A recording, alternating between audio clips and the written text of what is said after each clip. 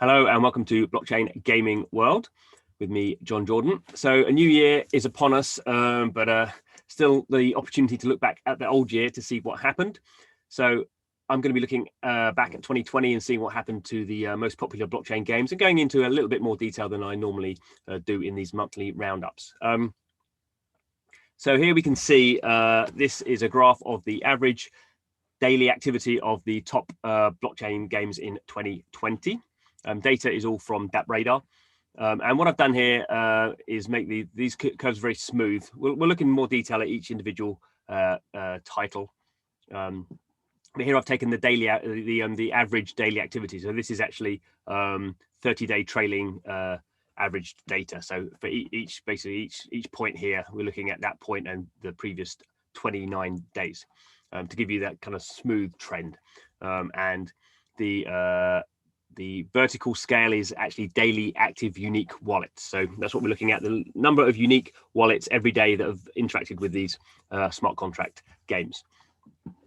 And we can see there's some winners and some losers. Let's put it that way. So 6 games, actually three grew during the year and 3 went down during the year. Different levels of performance across that. So this is the broad brush. You can see here in blue, we have Splitlands, a card trading game running on the Hive blockchain. So it starts off the year about 4,000, ends up the year about 6,000. So we can see pretty clearly, not only has that been the most popular blockchain game since June by a long shot, it's also kind of grown steadily over the year. So it's had a rise up here and then gone down a little bit, but then pretty strong performance given it's the most popular game. Okay, Crypto Dynasty starts the year here in red. Actually has a really good Q2. Actually, for a brief period of time, is the most popular blockchain game here in start of June. And then we see quite a steady decline, now down to about 1,500. So from about 3,000 here, peak of over 4,500 down to 1,500-ish. Prospectors is actually this is one game running on 2 different blockchains, so this is a combined total. We'll split that out in the following section. Starts the year about just over 3,000, ends the year about 2.5, so that's seen a decline. Upland, one of the success stories actually. So starts the year very small, and then under about 1,000, I think even under 1,000, we'll have a look at that, and then ends the year approaching 4,000 daily active unique wallets. Mobile game, the only mobile that game's only available on mobile. Other games here have mobile versions, but this is a mobile first game. Axie Infinity, really interesting, a lot of detail here. Starts the year very small, continues very small, a little blip, and then a very strong end to the year. That's very interesting. It's running on Ethereum. Ethereum has these big problems with gas fees. So actually, Axie Infinity has worked in inverse to the gas fees. And then the other big game on Ethereum, My Crypto Hero, starts the year here about 3,500. And then in kind of late April, early March, very strong decline. Kind of finds a new low here about 1,000, then goes basically to 0 here when the gas fees go through the roof. Bit of a recovery, and then the gas fees have gone up again, so it's going down again. So that's our broad canvas we're going to look at, and now we're going to look in more specific detail because we have trends that certain blockchains have been affected in certain ways, particularly Ethereum, and that affects all games on there. But other kind of trends are driven by what's gone on in the game, what features have they added, what marketing are they doing, that sort of thing. So it's good to get an overview before we delve into the detail. Okay, so the first game we will look at is Axie Infinity. Its growth in terms of daily active unique wallets in 2020 was 810%. I mean, these specific numbers, I don't think you want to get too hung up about. Basically, very big growth. And that was partly because at the start of the year, not a lot was going on really. So one thing we will have to kind of point out is for some of these games, particularly the ones on Ethereum, that what we're measuring is obviously on-chain activity. So this is wallets that are interacting with the Ethereum based smart contracts. And in the case of Axie Infinity and in fact, My Crypto Heroes, portions of the game happen off-chain. So you have to be a little bit careful, particularly with Ethereum. that what we're measuring here is on-chain activity.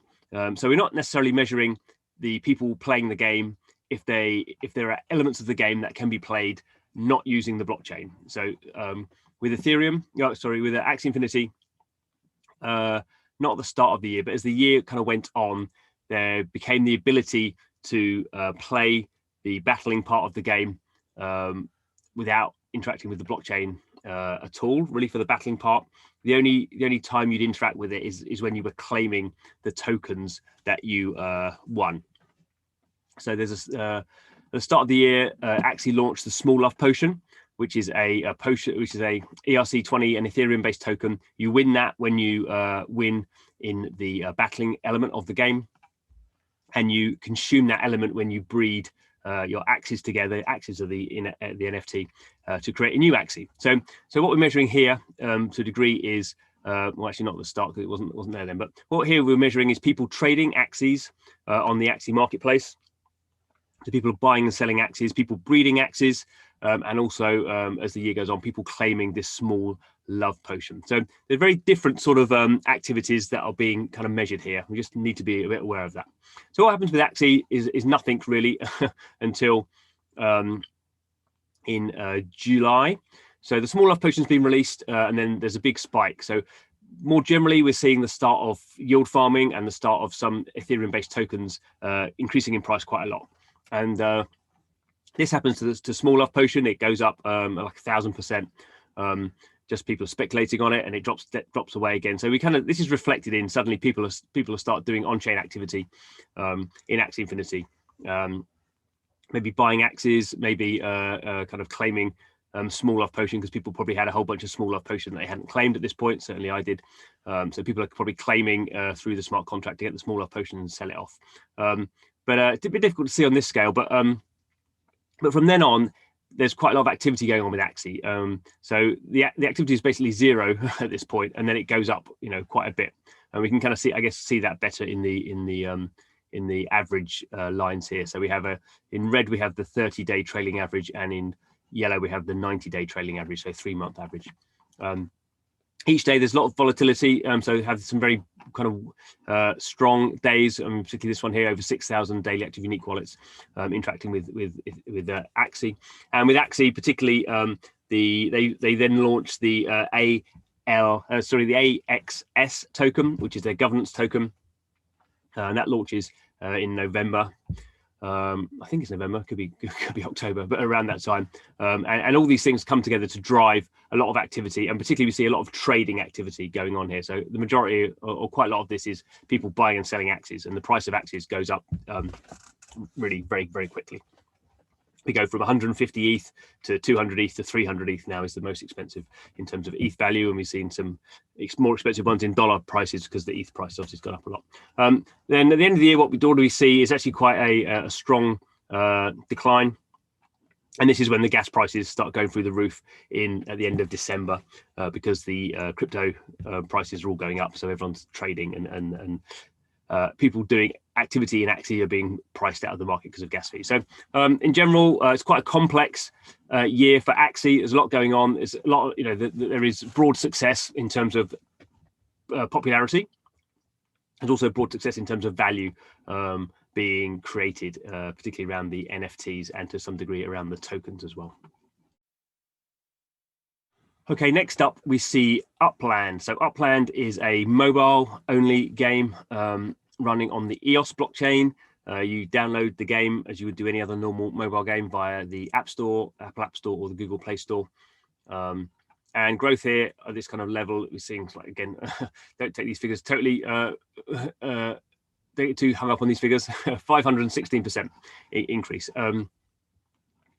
So again, I mean, very strong growth for Upland.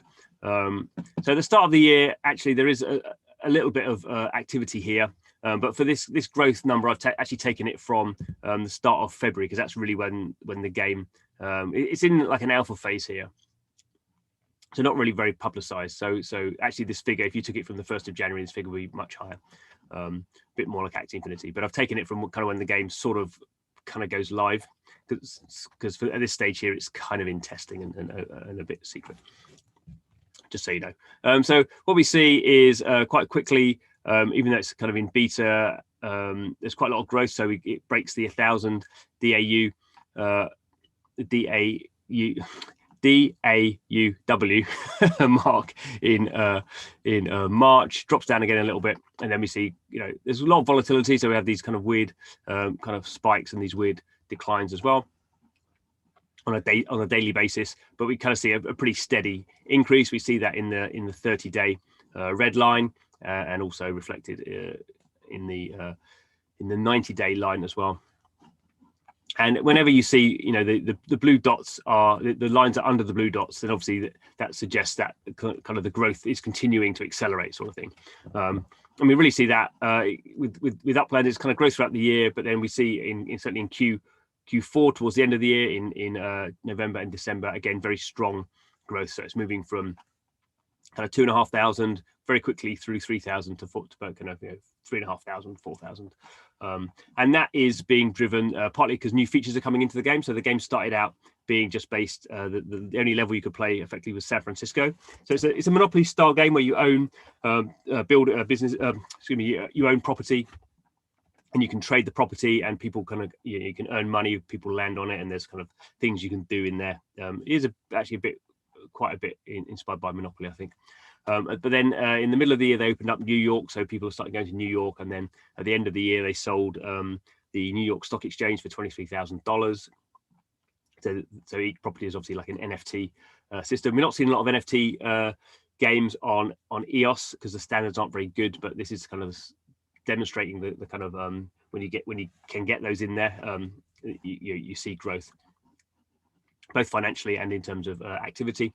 So that's Upland, and Upland are also now kind of steadily rolling out kind of more marketing, so more kind of traditional marketing. So they've done some deals with the Brave browser. So sometimes you see adverts for Upland on there. And obviously Brave is a kind of a crypto friendly browser as well. So we're starting to see pretty sustained growth, and will be interesting with Upland because I think Upland, because it's on mobile, it can be accessed by millions and millions of people. So can they kind of really kind of make the most of that? There's not many blockchain games, mobile blockchain games, available through the traditional stores because Apple, particularly, and Google, to a lesser degree, don't like blockchain stuff. So it has less of a blockchain element to some degree, I think, than some other games, but that gives it access to these millions and millions of players. So it'll be interesting to see how 2021 shapes up for that, because obviously it could very quickly go from a few thousand to tens of thousands to hundreds of thousands, if that kind of progression is handled in the right way. Okay, so our final game in terms of growth during the year is Splitlands. So as we've seen, that is the most popular blockchain game with over 6,000 daily active unique wallets. Growth during the year was 53%. So not as impressive as Axie and Upland, but they were basically starting from a much lower base. So Splitlands is starting from 3,500. So it's done pretty well. Obviously, again, the numbers still small in terms of traditional games. So Splitlands running on the Hive blockchain, and really the one of the main features of Splitlands in 2020 is this weird activity here. So Splitlands starts the year on the Steam blockchain, and it's growing, still fairly well on there. So it starts the year under about 3,500, and up to that point it's about 4,500. So it adds about 1,025% growth. And then during March, Justin Sun from the Tron Foundation effectively buy the Steam blockchain. That was kind of big controversy at the time, and then Splitlands decided, as with other people, they didn't want to be on a blockchain owned by the Tron Foundation. So they basically did a fork, and they forked the blockchain, creating the Hive blockchain, and then Splitlands moved over to the Hive blockchain. So this is this kind of this volatility here at the end of May is when this transitional period is happening. So up to this point, Splitlands is on the Steam blockchain, and after this point, from the 1st of June onwards, it's on the Hive blockchain. Functionally exactly the same, obviously different different validators and all that sort of stuff, different currencies. And what we can see is all this activity around swapping the blockchain really drives growth. So it goes from 4,500 very quickly up to 6,000, in a space of a few weeks. I think that's partly because there's a lot of publicity around this game on a new blockchain, and I think it re-energizes the community, which maybe was maybe stopped playing. So you get this kind of quite strong growth. It actually goes all the way up to a certain peak here, almost 7,000 daily active unique wallets.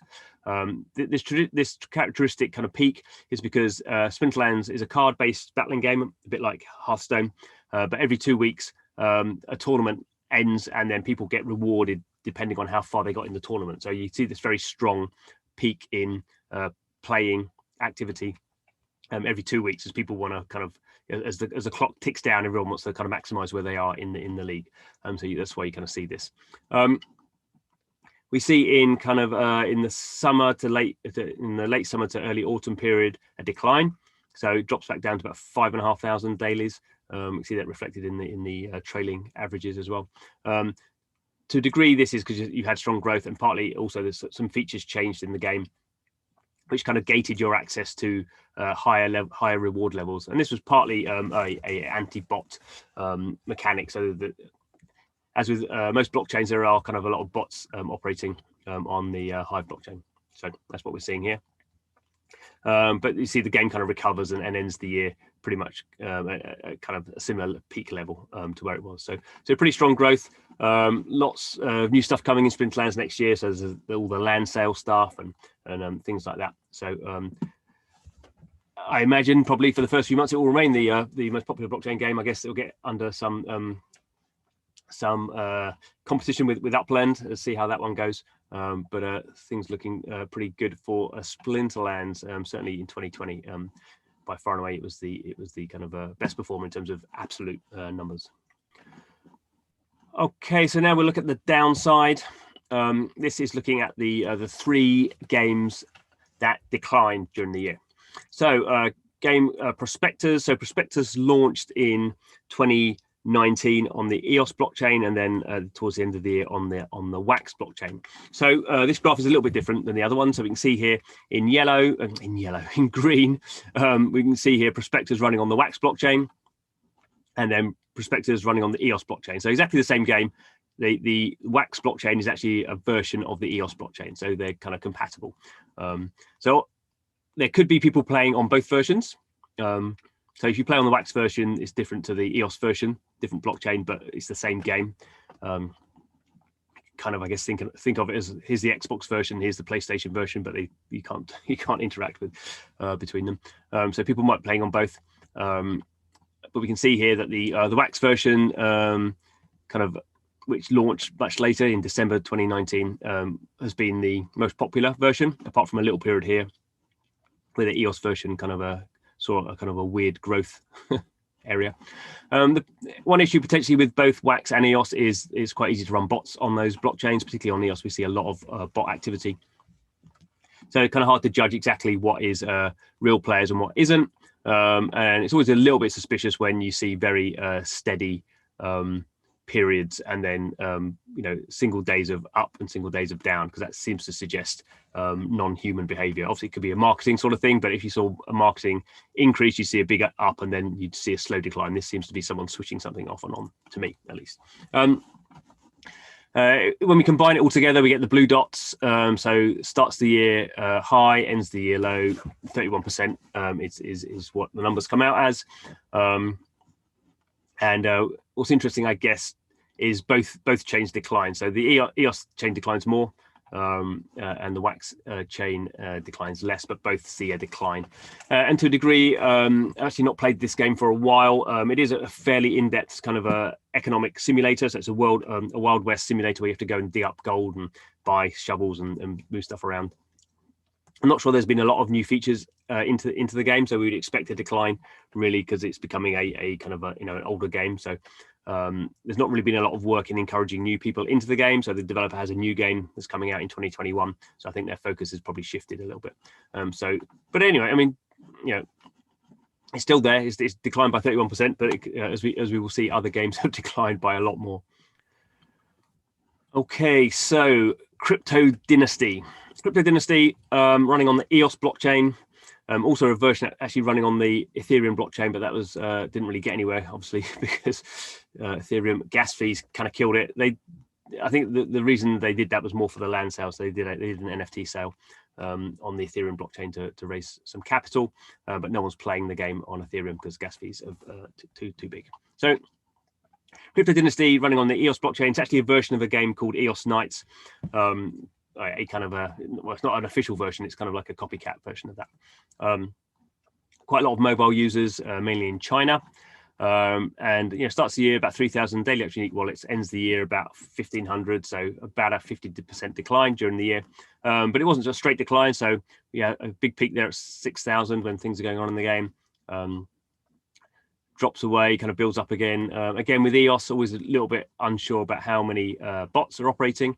Crypto Dynasty doesn't really have a good NFT standard model. So most of the activity here is around tokens. It has its own token, EOS token. And those economies tend to blow up after a while. They tend to get inflationary, and particularly if there's a lot of bots in there. There's a lot of bots collecting value and then nowhere for that value to go, and you can't cash it out. Token price tends to collapse. So I think this is what happened with Crypto Dynasty. But anyway, at some point, it kind of hit 5,000 daily active unique wallets. So this kind of like plateau period, and then the decline has been very steady. And we have seen this on lots of EOS games. So EOS Knights was exactly the same, pretty much. It hit a peak and then basically saw this very, very long, slow decline. And we can see, these declines. This is the yellow line is the 90-day trailing average, and the blue line is very much below that. So it's probably plateaued off now a little bit. So maybe it will stick around 1,000. Whether those are real players or bots, hard to judge. And finally, poor old My Crypto Heroes. So we have to be a little bit careful with this. So decline starts the year at 3,500, ends the year basically at 0. So 97%. It's effectively kind of 100% really. But what we are measuring here is the on-chain activity. So this is the activity on Ethereum for My Crypto Heroes. You can play My Crypto Heroes without touching a blockchain. You can play it as a normal kind of a mobile or browser game, and obviously a fairly large part of the audience do that. So I would think My Crypto Heroes actually it's all the audience that was interacting with the blockchain has obviously gone away because of gas fees, but the rest of the audience is probably playing it very, very simply and as they ever did before. Also, My Crypto Heroes has its own sidechain, so it has you can play the game interacting with the blockchain to a degree using its own proprietary sidechain, and we're not tracking that data either. This is only on-chain data for Ethereum, so we have to be a little bit careful. The other thing to point out is this is tracking people moving their NFTs from the sidechain onto Ethereum and from Ethereum back to the sidechain to play the game. So there's that kind of transfer mechanic. And also the main thing we're tracking here is there was I assume there still is, an option where you pay 0.1 ETH for a month, and you get like a subscription model, and then every day you can log in and get the in-game currency, which isn't a cryptocurrency. It's a kind of soft currency. You can also buy it with a credit card, but you basically paid some crypto and you got this currency, and you logged in every day, so you had to pay the gas fee. So obviously what happens is when the gas fee gets too expensive, then people aren't doing that anymore, and then all that activity of people logging in every day to get their free tokens is removed. So basically what you're left with is people moving NFT tokens in and off the sidechain. So that's quite detailed, but you can kind of see really throughout the year the game's not gone up. So the developer is working on other games. They've made that quite clear. So there's not a lot of kind of new features coming on here. There's various things they're thinking about how to use these assets in other games. Interestingly, the price of the NFTs hasn't really collapsed. So there's still people trading. These things are still selling for reasonable chunks of money. Hundreds of dollars, thousands of dollars in some cases. So there is still some sort of store of value around the NFTs, even though people aren't using them for the game. But obviously, this is not a good kind of thing to be happening. You would want it to be some other way, but this is Ethereum. So yeah, starts the year about 3,000, 3,500. The big decline happens at the end of April, the start of into mid-May, and basically we go from 3,000 down to under 1,000.